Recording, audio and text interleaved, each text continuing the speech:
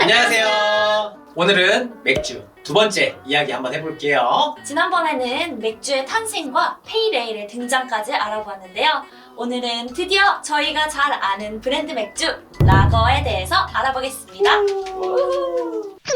예일 맥주 저번 시간에 알아봤었죠? 그럼 라거 맥주와 차이가 어떻게 되나요? 첫 번째로 발효 과정에서 차이가 있어요. 에일은 상면 발효를 하기 때문에 발효가 표면에서 일어납니다. 최적 온도는 15도에서 24도, 상온에서 3일 정도면 발효가 돼요.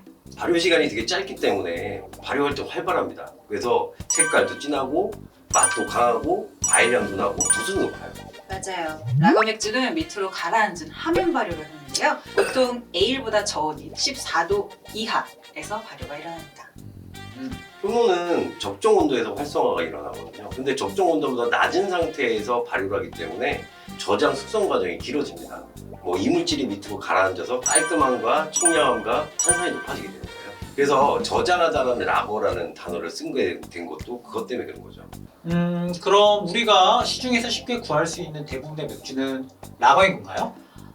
요즘 다양한 맥주가 들어와서 그렇게 얘기하기 좀 힘들지만 우리나라의 하이트, 카스, 테라 이런 맥주들이 다 라거죠. 아까 발효 방법이 다르다고 하셨는데 그럼 효모도 차이가 있나요? 저온 효모는 유럽에서는 없었던 효모거든요. 콜럼버스가 신대륙을 발견한 이후에 아메리카에서 넘어온 게 아닌가. 또 궁금한 게 라거 맥주도 처음 만들어졌을 때는 흑맥주였나요? 네, 처음에는 흑맥주였어요. 독일의 가우리에 제르마이어가 영국의 양조장의 맑은 페이레일을 보고 감명을 받아 독일 뮌헨으로 돌아와서 당시 유행하는 라거와 합쳐서 만든 맥주가 바로 에일 라거입니다.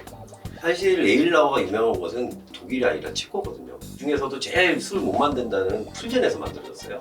맞아요. 그리고 풀젠에서 그 유명한 필스너가 탄생해요. 저도 필스너 굉장히 좋아하는데요. 필스너가 체코, 풀젠 지역에서 만들어졌다니 놀라운데요. 사실 맥주를 더 사랑하는 사람들은 체코인이에요.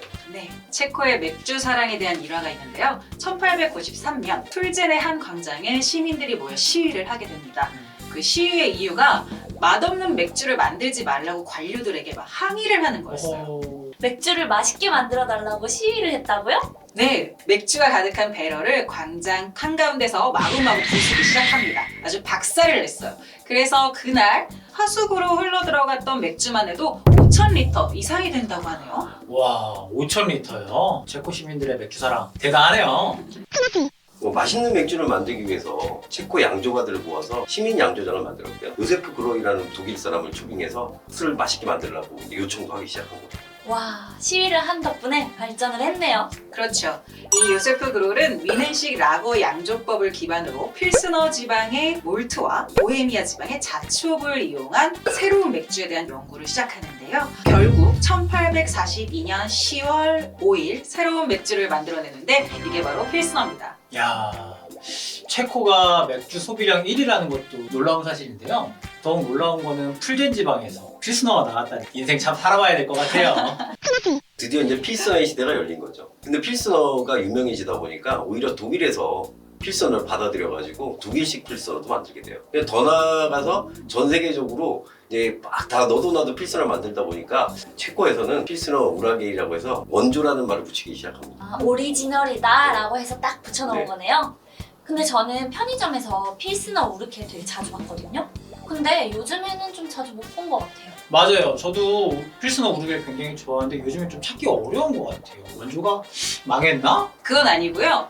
2017년 제품 브랜드가 일본 아사히로 넘어갔는데 그 다다음 해인 2019년 일본 불매운동이 일어나면서 체코 맥주임에도 불구하고 같이 불매운동에 끼게 된 거죠. 아허, 너무 안타깝네요. 필스너는 페일 라거의 정석이라고도 할 수 있어요. 대중화를 성공했죠. 체코도 볼 수 있고 우리나라에서 흔히 볼 수 있지만 흔하다고 해서 맛도 흔하다 그건 아니다라는 걸 보여줘서 가장 대표적인 사례입니다. 흔하다고 해서 맛도 흔하지 않다. 좀 멋있는데요? 맥주는 와인처럼 오래 둘수록 좋은 술이 아니잖아요. 근데도 편의점에서 쉽게 접하고 마실 수 있다는 게 참 신기해요. 근데 사실 맥주는 발효 과정이 지나다 보면 이게 변질이 돼요. 변질이 되다 보면 사실상 거의 보리 식초 같은 느낌이 나거든요. 당시에서 이런 변질을 막는 방법은 끓이는 방법밖에 없었는데 끓여버리면 맥주의 본연의 맛을 완전히 다 잃어버리게 돼요. 맞아요. 맥주를 끓이게 되면은 그 본연의 맛이 사라지겠죠?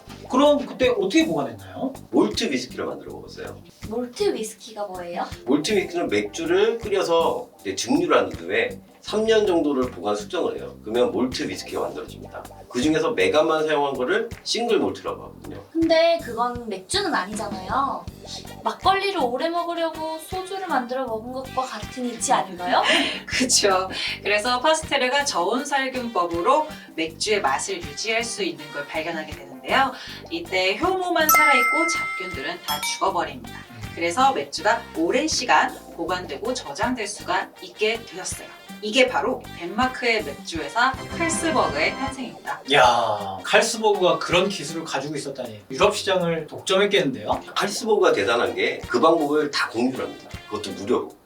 그 중에 대표적인 회사가 하이네켄이라고. 그래서 그 하이네켄이 만든 게 또 전 세계적으로 많이 퍼지고 완전히 대중화 일으킨 가장 선도적인 역할을 한 거죠. 그 덕분에 전 세계인이 마실 수 있는 맥주가 되었네요. 맞습니다. 굉장히 놀라운데요. 필스너와 칼스버그가 라거 맥주의 시초였다니 그것도 참 새롭게 알게 된 사실인 것 같아요. 오늘은 라거 맥주의 등장과 역사에 대해서 알아보았습니다. 네, 다음 시간에는 아메리칸 라거의 등장과 다양한 IPA의 등장에 대하여 얘기해 보도록 하겠습니다. 시청해주셔서 감사합니다.